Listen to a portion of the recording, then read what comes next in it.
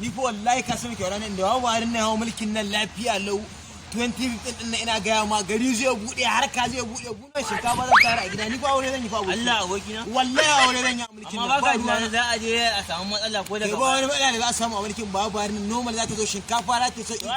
Allah ya sa dai amma dai ba baka sake tunani dan ka san wani zai iya faruwa wallahi abokina aure zan yi a mulkin nan ban yi aure ba yana zo bane ma Allah ya sa dai har an kai karka biyo ka ce Buhari ka zo kai ta tunanin za a iya samu abubuwa ne kamar yadda aikin da kake yanzu ka ce bai kai za ka jira ba ni fa aikin da nake na daina saboda ina tunanin wasu ka za su zama a mulkin babarin nan ni gaskiya ni har ga Allah ni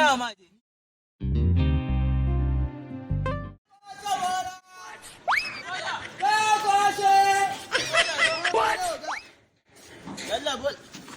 abokina ane kai bola ka koma kwashewa wallahi ka ga yanda rayuwa ta mai ni aboki wallahi Allah ni na jan ce Buhari da ya Aran ce mar Allah da daure ma ya baya da garin ku ya fara wallahi ka bari ko ni ban yi tana haka ta gobe wallahi dan ka ga lokacin nan gama rana karka wani aiki Allah yanzu a mulkin nan na baba duk wanda yake jiran wayo mulkin babarin nan wai za ta mai arziki to wallahi ya tashi ne ma aikin ce kana ga gaskiya gaskiya kana gani ba bola nan